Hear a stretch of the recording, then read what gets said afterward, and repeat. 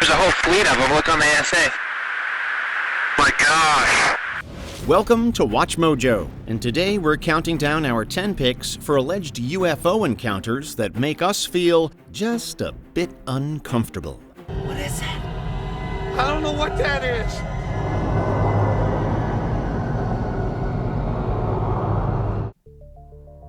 Number 10. The Westall UFO Incident, Melbourne, Australia. Something very strange appeared in the sky above the suburb of Westall. It hasn't been explained to this day. In the spring of 1966, around 200 people witnessed what remains Australia's most notable UFO encounter. Staff and students of Westall High School were on recess when they saw a silverish-gray cigar or disc-shaped object silently performing strange maneuvers overhead. The craft, followed by about 5 light aircraft, eventually descended into a nearby field known as the Grange Reserve. Some students raced to the site, and according to several witnesses, one got extremely close to the object and fainted, and then the craft suddenly shot off, leaving a circular imprint on the grass. About how long after the object had vanished in the trees? Oh, I think it was only 20 minutes, which is not a long time. Within an hour, a military team arrived and cleared the area. Andrew Greenwood, a science teacher present during the sighting, backed the students' accounts. Days later, he was visited at home by a man in a Royal Australian Air Force uniform and another in civilian clothes. Greenwood claimed they spoke to him in a threatening manner, warning him not to talk, citing national security, and even threatening his career. Was the Air Force in there before that recess? Oh, no, they didn't come for about 2 or 3 days. So that couldn't have been blamed on the recess. On the Air Force. Oh, no, I'm saying he had a special assembly. Special assembly at lunchtime. Afterward, Greenwood became noticeably more reserved about the incident. To this day, the Australian government has neither confirmed nor denied the event, leaving the Westall UFO case one of the most enduring and mysterious sightings in the nation's history. Number 9. Skinwalker Ranch, Uinta Basin, Utah, USA. This is crazy. But the most extraordinary thing we've witnessed so far are numerous UAPs. Look, what is that? Hey, wait. There's something here. For 2 years, the Sherman family lived their dream on a beautiful cattle ranch in Utah's Uinta Basin, until it became a nightmare. At first, everything seemed normal, healthy cattle, a peaceful life. But soon they were plunged into a series of terrifying, unexplainable events. Cattle began turning up mutilated, organs missing with no blood at the scene, no signs of struggle, and wounds made with laser-like precision, suggesting something far beyond natural predators. All kinds of events and activities happened in broad daylight or at nighttime at all kinds of places throughout that whole area. And the police were very aware of these things, and they had terrific encounters of their own. As time passed, the phenomena escalated. Terry Sherman claimed to witness a fiery orange portal open in the sky above the ranch. From it emerged a silent, dark, triangular object that hovered, then shot off like a streak of light as the portal vanished. Other sightings include glowing orbs, flying saucers, and even poltergeist-like activity. Shaken and desperate, the Shermans eventually sold the ranch to Robert Bigelow, who commissioned investigations through his organization NIDS, National Institute for Discovery Science. Later, the Pentagon's AWSAP, Advanced Aerospace Weapons Systems Application Program, also investigated. In regard to Skinwalker Ranch, you've seen nothing yet. Nothing. I mean, you'd be flabbergasted at some of the occurrences there. And yes, there is documentation for these. While no definitive evidence of non-human intelligence was found, multiple credible witnesses, including scientists and government officials, reported unexplained phenomena. The mystery of what happened at the ranch remains unsolved to this day. We've just started investigating again, and already there's a spot over the ranch that may be a key to finding the answers we're looking for.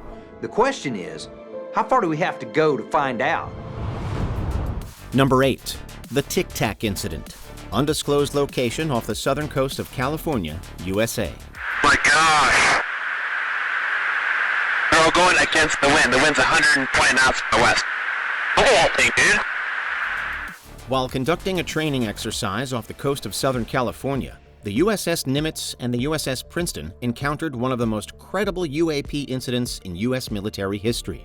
The Princeton was testing its then new Spy 1 radar system when it began picking up strange anomalies, objects descending from 80,000 feet to 20,000 feet, hovering for hours, then shooting back up at impossible speeds. What I want to be really careful of here is that we don't jump to conclusions, right? That we don't sensationalize this or... Little green men. Little green men or extraterrestrial. Yeah. You're seeing something that defies explanation. Right. Very much. After troubleshooting the system, the radar returns became even clearer.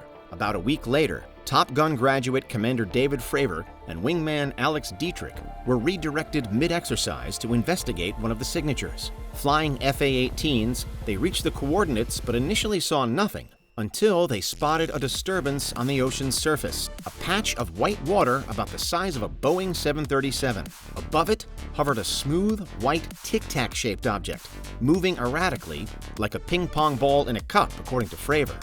As Fravor descended to 3,000 feet, the object suddenly mirrored its movements, then shot off at an extraordinary speed, vanishing from sight. So it's sort of spiraling down? Yep. The Tic Tac's still pointing north-south. It goes and just turns abruptly and starts mirroring me. So as I'm coming down, it starts coming up. So it's mimicking your moves. Yeah, it was aware we were there. All 4 aviators saw it.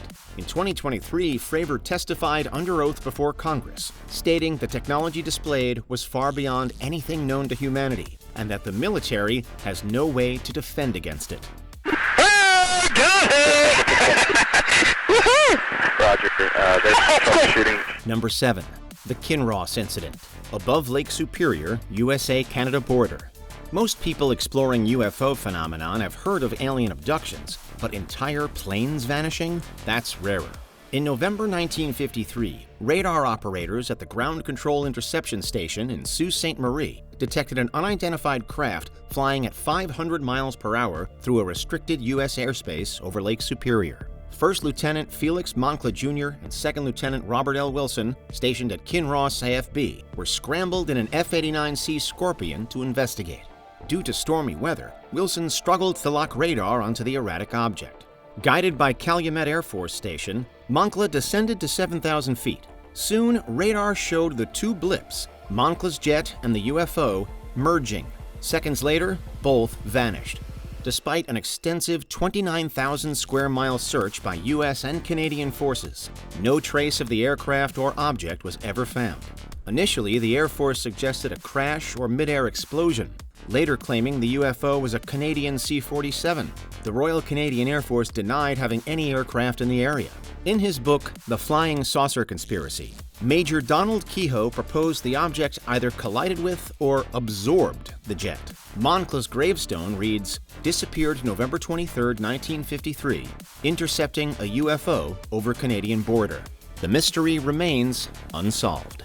Number 6. The Pascagoula Abduction, Pascagoula River, Mississippi, USA. Last October, in the quiet Mississippi town of Pascagoula, 2 local men confronted authorities with a rather bizarre story.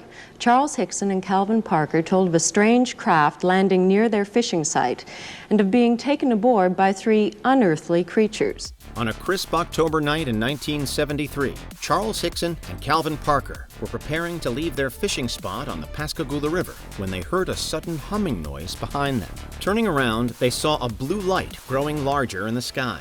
Paralyzed and unable to move, they watched as an oval-shaped flying disc approached and hovered in front of them. 3 5-foot-tall beings with necklace, wrinkled skin, slit-like eyes, clawed hands, and strange protrusions for ears and noses floated out of the craft. The creatures levitated the men and guided them aboard. I was having a hard time breathing.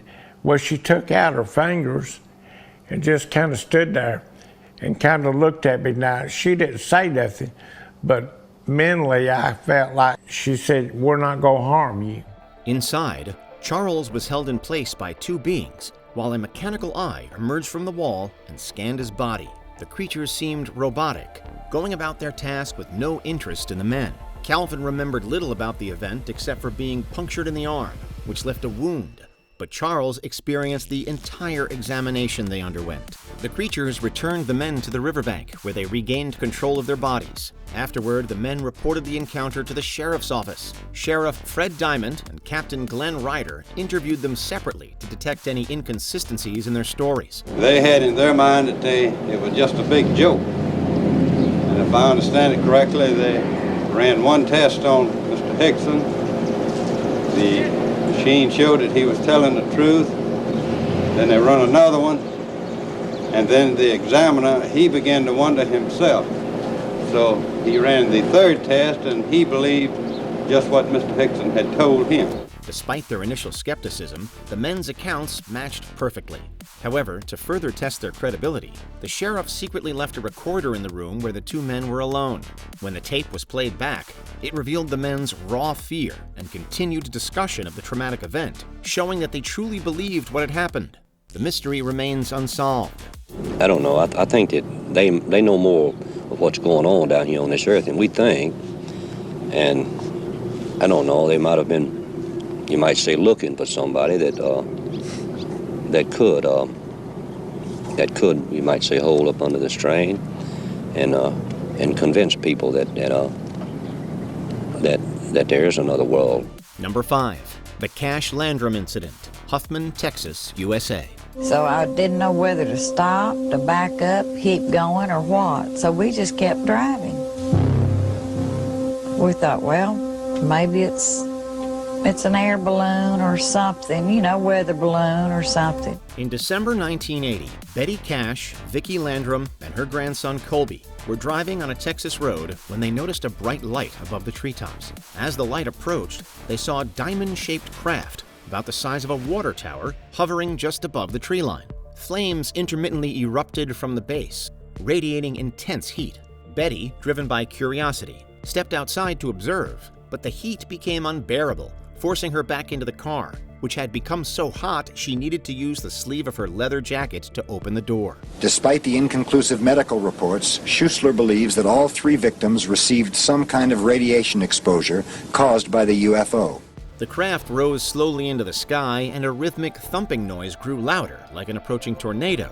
The witnesses then saw 23 twin-rotor Chinook helicopters closing in on the craft. As the helicopters surrounded it, the heat dissipated, and Betty was finally able to start the car. It seemed as if they were trying to escort the craft somewhere. It looked like they were about to collide. The roar sounded like a tornado. When we got home, I washed Kobe off and put him to bed. When the water touched his skin, he cried out like he had been burned, as if he had been in the sun too long. The witnesses watched the craft disappear toward the moon, followed by the helicopters. Later, all 3 began to feel ill, with flu-like symptoms and severe skin redness. Betty's condition worsened, including swollen eyes and hair loss, resembling radiation exposure. Doctors confirmed this diagnosis. The witnesses linked their injuries to the military, having seen U.S. Air Force markings on the helicopters pursuing the strange craft. They sought accountability, but the military denied involvement. The case was left unsolved. When they had the helicopters up there, we in a terrible shape. Because if it can happen to us, it could happen to a whole city. This encounter stands out as a potential government operation with no mention of aliens. Number 4, the abduction of Betty and Barney Hill, New Hampshire, USA. It was just an ordinary day in America. Betty, a social worker, and Barney, a U.S. postal employee, were driving home after their honeymoon in Niagara Falls. On the night of September 19, 1961, Betty and Barney Hill were driving home to Portsmouth, New Hampshire, after a vacation in Canada, when they noticed a bright light moving erratically across the night sky. Curious, they kept watching as it grew closer. Through binoculars, Betty saw a cigar-shaped craft with glowing lights. When the UFO descended rapidly, Barney pulled over to get a better look. He claimed to see a disc-shaped object hovering in the air with windows and movement inside. Figures appeared to be watching him. Overcome with fear, Barney ran back to the car, shouting, "They're going to capture us." As they drove off, the couple reported hearing beeping and buzzing sounds that vibrated the entire car. She then passed the binoculars to me and said, "Well, you must really look at this satellite because it's not behaving as we would expect a satellite to behave like." It's clear at this point this was not a satellite. It does a circle. Then, everything went blank. When they regained awareness, they were 35 miles farther south with no memory of the last 2 hours. Betty reported the encounter to a nearby Air Force base. Soon after, she began having vivid dreams of being taken aboard a craft by small gray beings with large wraparound eyes. Barney eventually began having nightmares too. Distressed, they sought help from psychiatrist Dr. Benjamin Simon, who used hypnosis to recover their repressed memories. There was a leader. Well, we gave them different names to identify him. Now, I don't know if he was the leader or the interpreter, but we called him the leader. And then there was the one who did the testing. We called him the examiner. There were 9 others who stayed out in the corridor, and we called them the crew members. Separately, they described similar events. Their car stalling, being paralyzed, and approached by 4-foot-tall beings. Barney said their eyes spoke to him telepathically, calming his fear. Betty recalled the beings telling her they meant no harm. Both described being taken aboard the craft and subjected to invasive physical and reproductive exams. Afterward, they were returned to their car, waking up with the ship gone. The Hills story became the first widely publicized alien abduction case and remains one of the most influential in UFO lore to this day. Number 3, the abduction of Travis Walton, Apache Sitgreaves National Forest, Arizona, USA. Travis!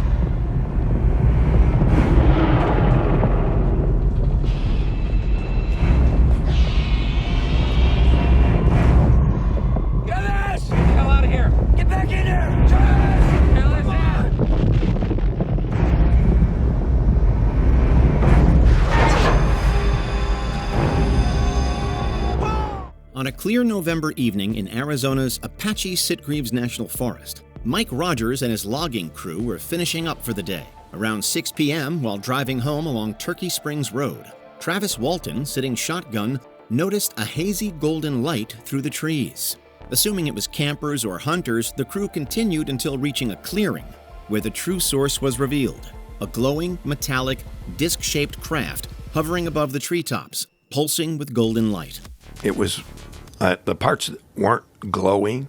It wasn't so hard, bright that you couldn't look at it, but it had a metallic look to it. Travis jumped out of the truck and ran toward it, expecting it to flee. Instead, it emitted a deep hum that intensified, vibrating through the air and his body. As the others shouted for him to return, the disc suddenly discharged a bluish-green beam, striking Travis and flinging him violently to the ground. Believing he was dead, the crew panicked and fled, only to return minutes later. Travis and the craft were gone. Walton awoke aboard the ship in pain and surrounded by short, pale beings with large, almond-shaped eyes. Panicked, he knocked one over and escaped the exam table, stumbling into a control room. There, he encountered a taller, human-like figure in a clear helmet, who silently guided him to another room, where similar beings sedated him with a gas mask.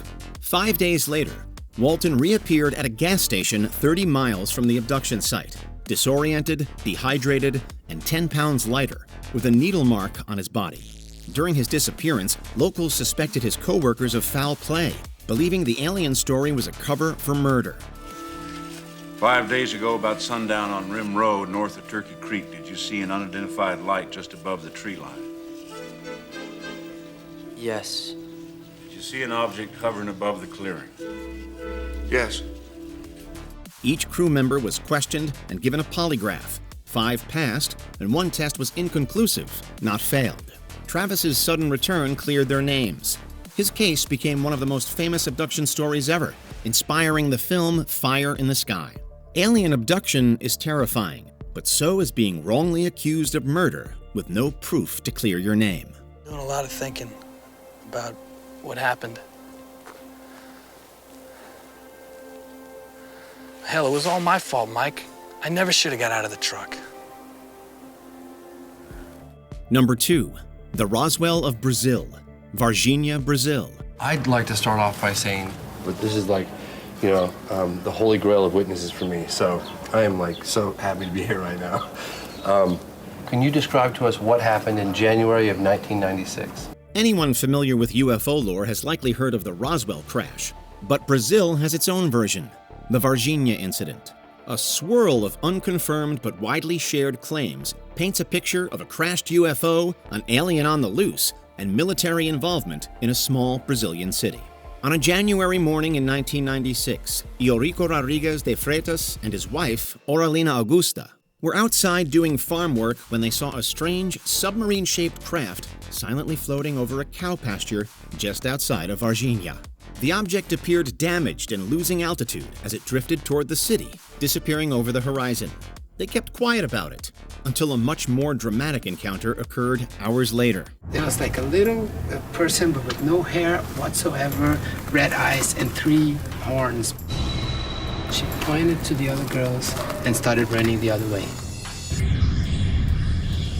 Around 3 p.m., 3 young women, Liliane and Valkyria Silva, and their friend Katia Andrade Xavier were walking home when they spotted a crouching creature.